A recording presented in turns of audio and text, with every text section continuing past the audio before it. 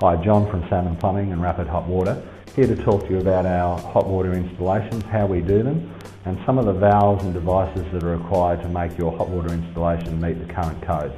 First of all, we install our tempering valves. We've spoken about those in another video. Knocks the water temperature down to 50 degrees. There's several ways that they can be installed. It is a mandatory safety device, and it's something I actually agree with. Secondly, when we do a hot water installation, we don't just unscrew the pipes to the existing hot water system, rip it out and throw a new one in. We install a new valve train. That's our terminology for it. The first thing that the valve train comprises is the duo valve. It's a non-return stopcock. So first of all, when you get your new hot water system, if you have to, you're going to be able to turn it off because there's a new working isolation valve. Secondly, it's got a non-return device. What this does is prevent hot water from your hot water system backflowing into your potable water supply. You don't want that for a couple of reasons. First of all, it's hot, but secondly, hot water systems have sacrificial anodes that leach unpleasant chemicals and minerals into the hot water system. So once the water's been in the hot water system, it's not really drinkable or for human consumption. That's going to protect you and your family from that water getting into the supply. Often as part of the valve train, we'll install a pressure limiting valve.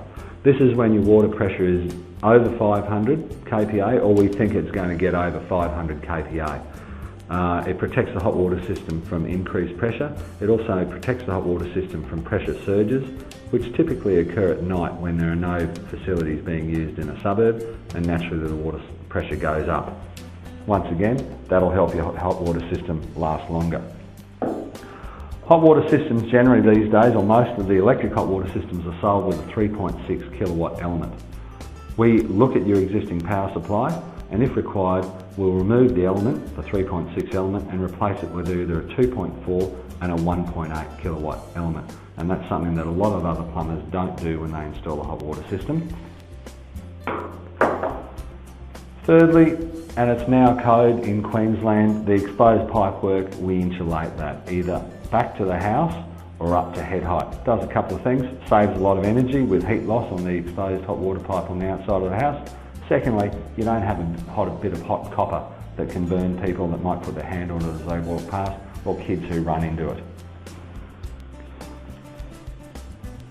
Bases. When you put a new hot water system in, we like to recommend a new base. There's two types. There's this plastic base that we use in areas that are generally concreted or tiled.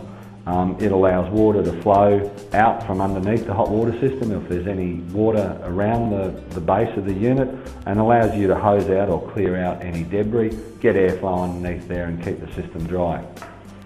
In areas that aren't concreted or levelled, or in a more of an outside or grassed area, in a garden bed area, we put down this ripple slab base.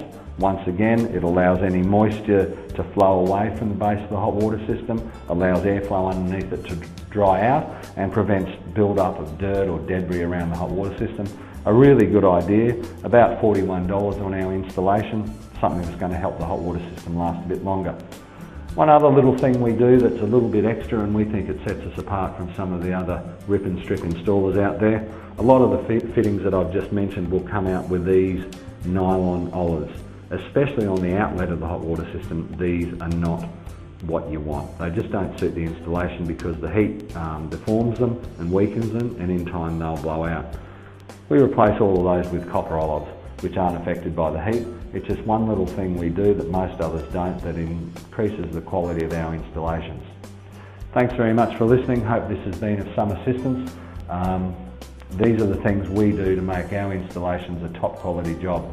Buying a new hot water system and not putting this stuff on would basically be like going out and buying a Rolls Royce and putting second-hand tyres on it. Thanks for listening.